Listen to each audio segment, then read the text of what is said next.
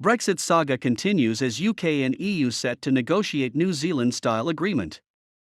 Brexit drama is set to continue as Britain and the EU will soon need to negotiate a New Zealand-style veterinary agreement, a government advisor has claimed.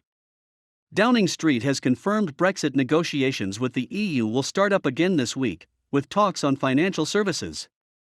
After months of wrangling, new rules for trade were finally agreed on Christmas Eve, just days before the end-of-year deadline. But in a document spanning over 1,200 pages, there was little mention of financial services, a sector which accounts for 7% of the UK's economy and 10% of its tax receipts. Negotiations are starting up with the hope of a memorandum of understanding in place by the end of March.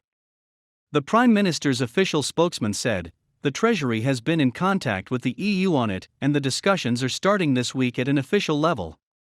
Outlining the UK's aims for the talks, the Prime Minister's spokesman added, "We want to preserve financial stability, market integrity, and the protection of investors and consumers.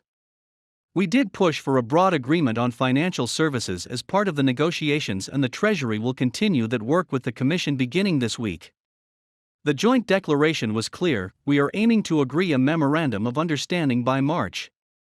The agreement will seek to ensure the two sides continue to have similar regulations going forwards that mean similar standards are upheld both in Britain and on the continent.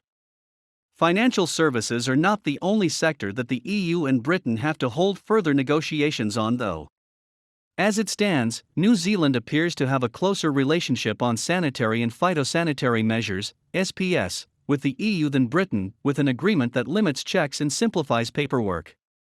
Government trade advisor Shankar Singham told Express.co.uk, New Zealand and the EU have a veterinary agreement on meat products, which is actually a very good agreement. It is a mutual recognition agreement of underlying product regulation.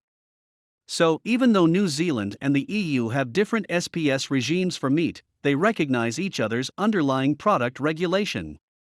Mr. Singham, the CEO of economic consultancy Competir, noted, "So much for the view that the EU doesn't do mutual recognition, it does." According to the trade expert, there is no reason why Britain cannot have the same agreement with the EU. He added, "If you do that with New Zealand, which has got a different SPS regime, why would you not do that with the UK, which at the moment has got the same? Pretty absurd the EU did not put that in, it's a very political move and it made no sense. But anyway, we will be negotiating such a thing in the future."